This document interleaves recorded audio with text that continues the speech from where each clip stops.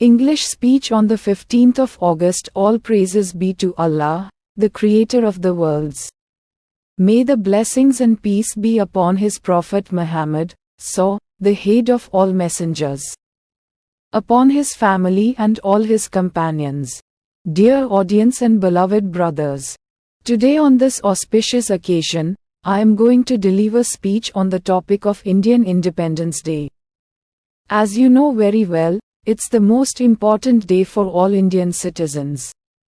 It's the day when we got freedom from British rule after many years' hard struggle by the great freedom fighters of India. We celebrate this day every year on the 15th of August for the sacrifices of our great freedom fighters and our ulema who sacrificed their lives for making India free. Dear audience, today in all over India, there are many programs and celebrations are held in remembrance of our freedom fighters. But unfortunately, the role of Muslims and sacrifices of our ulema who sacrificed their lives for freedom are not mentioned anywhere. That's why, today I am going to talk about the real heroes of freedom and full history of Indian independence.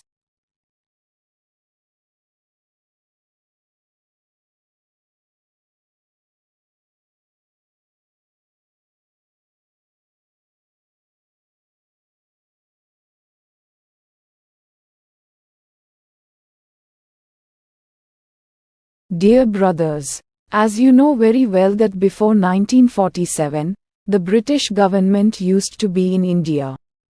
The British came in India for trade purpose in 1608. Later, they established the East India Company and became more powerful. In 1757, the first military force came in India which was led by Robert Clive and fought against Nawab Siraj-ud-Daulah at Plassey Field. Because of Mir Jafar's disloyalty, the British force defeated Nawab. Since then, the dark days of India had started and the East India Company transformed from trader to ruler. After the Battle of Plassey in 1757 and later the Battle of Buxar in 1764, the East India Company became a political power and ruled separately till 1857. But after 1857 independence battle, the British Crown ruled till 1947 in full power. Then the British Raj ended on the 15th of August 1947 after many struggles and sacrifices of our ulema, Hindus, Muslims, Sikhs and Christians. When they all fought against British, then they had to go back from India and our lovely country became a free nation. Dear Indians, today, if we are free and take the breath of freedom, it's just because of sacrifices of our great ulema and leaders who fought against British and sacrificed their lives. But it's very regret that, today we are said to leave India. We are said traitors. We are considered danger for the safety of our country. We are attacked by mob lynching. We are targeted by NRC, CAA and UCC, Uniform Civil Code, etc.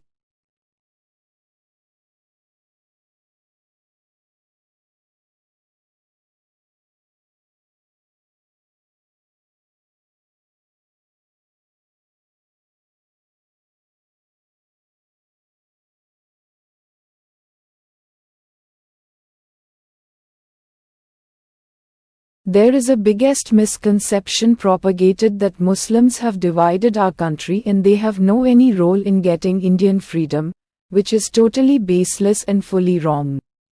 In fact, if Muslim didn't take a part in Indian freedom struggle, then India would never become free from British.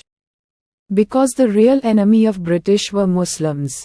It's because the British snatched political power from Muslims and Mughal emperors.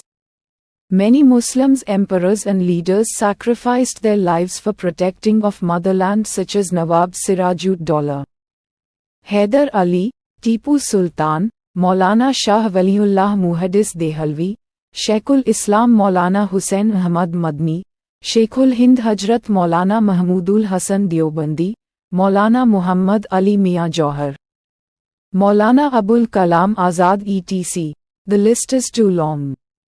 Dear audience, when the British found Hindu-Muslim unity against themselves, they played empire's political card, divide and rule, on religious base. Let me tell you the role of Muslims in 1857 Battle of Independence. Almost 51,000 ulema were hanged. There were no any trees left between Red Fort and Chandni Chowk on which ulema were not hanging. Thousands of ulema were burnt alive and million parts of Quran were burnt. It's just because they endorsed fatwa against British.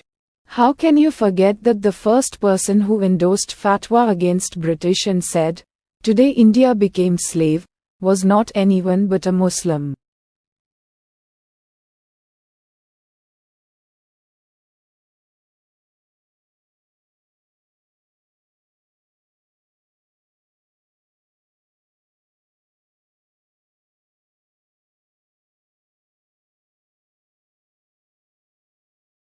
How can you forget that the first person who fought against British was not anyone but a Muslim? How can you forget that the first person who started first revolution for independence was not anyone but a Muslim? How can you forget that the first person who said, "It is far better to live like a lion for a day than to live like a jackal for 100 years, was not anyone but a Muslim? How can you forget that the first person who said, was not anyone but a Muslim? How can you forget that the first person who sounded the slogan of "Long live the revolution" was not anyone but a Muslim?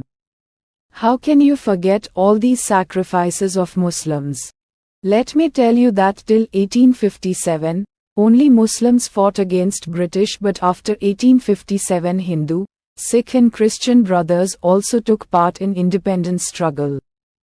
The great freedom fighters were Mahatma Gandhi, Maulana Abul Kalam Azad, Subhash Chandra Bose, Tipu Sultan, Ashfaqullah Khan, Chandra Shekhar Azad, Maulana Muhammad Ali Jauhar, Lal Bahadur Shastri, Maulana Hussain Ahmad Madni, Maulana Mahmudul Hasan Deobandi, Jawahar Lal Nehru, Rajendra Prasad etc.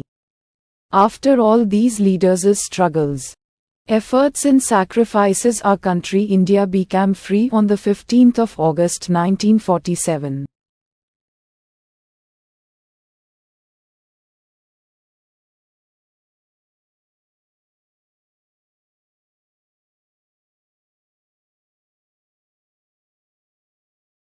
Dear audience, this a real picture and actual scene behind the independence of India. Hope you all must have understood the sacrifices of Muslim ulema and leaders in making India free from the British rule. Here I wind up my speech. May Allah keep Indians safe and prosperous, and may India be the most beautiful place in the world. Ameen.